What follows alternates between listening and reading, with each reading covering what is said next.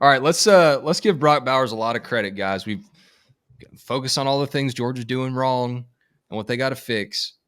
Brock Bowers is doing everything right. And according to him, he doesn't even try to. He's just that naturally gifted. Those back-to-back one-handed grabs, Brock was just like, I just put my hand out and I caught it. I mean, this guy's not from planet Earth. Yeah. Some would say he's the Rusty Mansell of tight ends. Bowers is incredible. There's no question about it. And regardless of what anybody wants to say, it really boils down to this. If the Heisman conversation is anything but a quarterback popularity contest, Brock Bowers should be in New York. There's no question about it. The guy is able to take over a game from a spot that's not traditionally possible from, and changes Georgia. Georgia lives and dies by Brock Bowers in that game, and rightfully so. They know to feed him, and when he's called upon, he does it. Minus the fact that he's been doing this kind of at 85%, 90% for most of the year to this point. I mean, the guy is a gamer. He was in there for every snap. All he does is produce. And Brock Bowers deserves every consideration he's getting. He deserves all the accolades. And it's like I said, if he's not in New York, it will kind of be an indictment, I think, of the ceremony, especially if he continues at the click that he's going right now. I don't know about that comment there. We got posted up, but it says Bowers didn't win state. Rusty did. Go Dragons. The only reason Bowers didn't win state his senior year because California didn't have football his senior year. Yes, so. Exactly. Yes. Yeah, that's not apples to apples.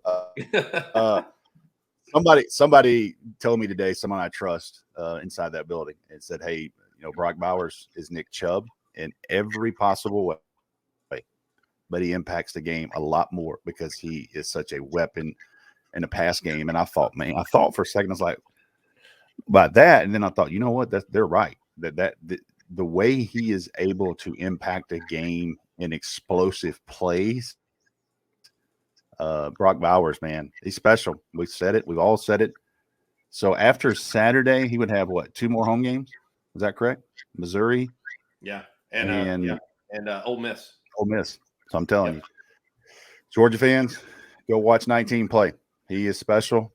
We will be sitting on this show this night next year. We're talking about why they don't have Darnell and the impact. I was about when to we have discussions if Brock Bowers is no longer at Georgia, you don't replace him. You're not going to replace him. It's unfair to make comparisons to anybody to try to replace him. So enjoy him. He is just as good off the field as he was yesterday. Everybody I know raves about him. And one of the inside stories I kind of share from time to time about him is the coaching staff just kind of laughs at his GPS vest. They will pull his numbers, and he never takes a play off. Like, he never takes a play off in practice. And the value of that with Kirby Smart to show not just this current team, but the next set of players and the next set of players. Because you remember how good Brock Bowers was? Look at his practice numbers.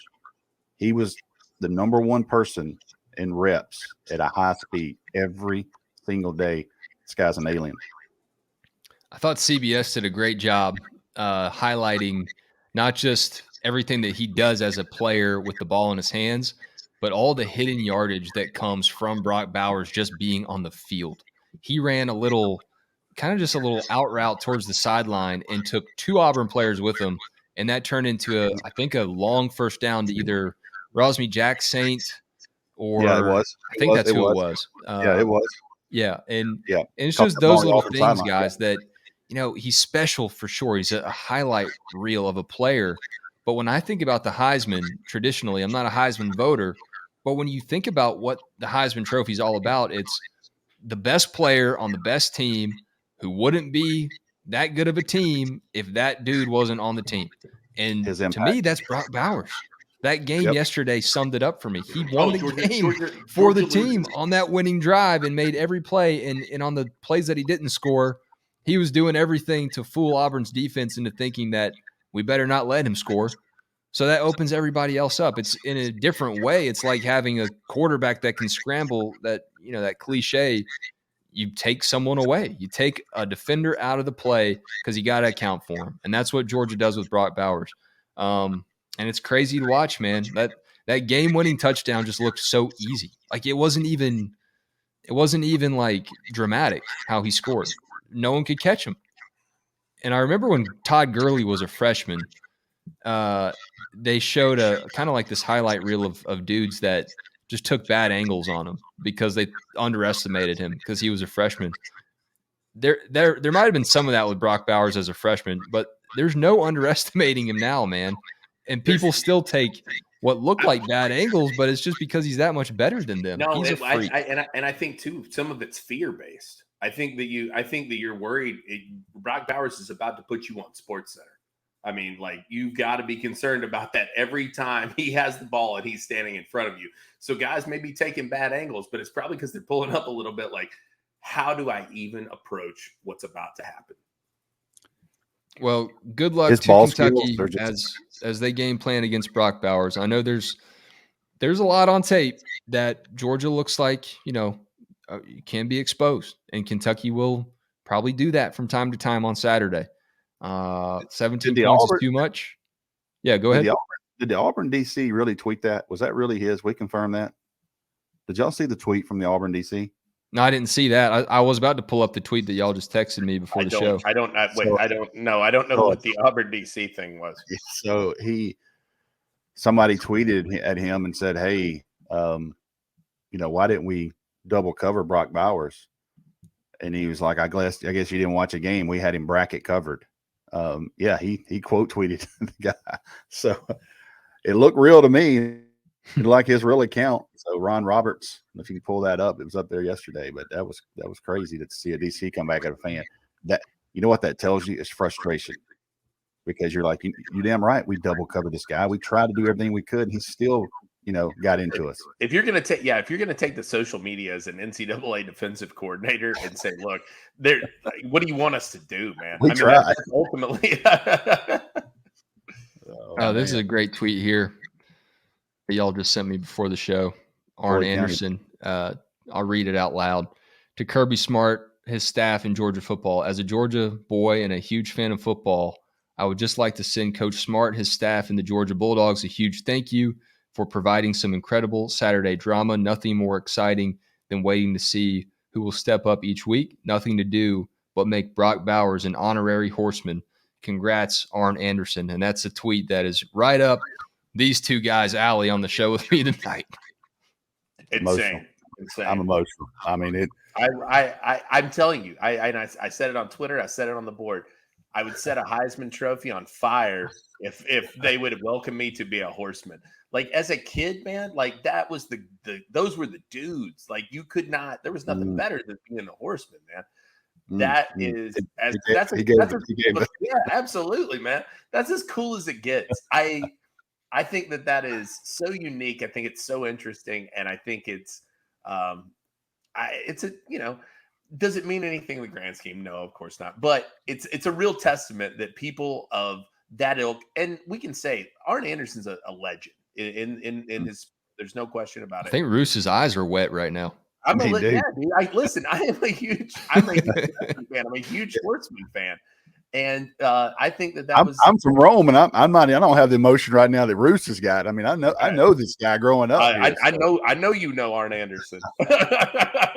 He was I think he played on the East Rome State Championship football team, and he played with Larry Kennebrew, who was an NFL guy. Played with Ray Donaldson, who was center, University of Georgia. So that team, they were really good state championship. I think he was a state championship wrestler. Shocking you on that. But my 2-second Arn Anderson story, I was probably 22, maybe 21. I'll say 21. I hope this is the story. I'm gonna say that. Yeah. I hope this is the story. I think it is.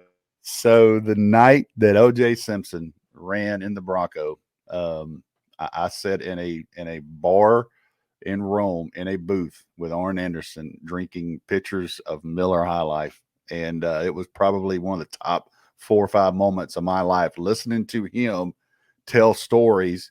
I happened to be with someone that knew him. So I was a made man at that moment. I sat in the booth and we started talking, and he knew my aunt and uncle. He knew my uncle. But they kind of ran around together up this back in high school. So I heard a few of those stories. But that deal was, I'm sitting there like, this dude, I'm sitting here drinking Miller High Life with Arn Anderson.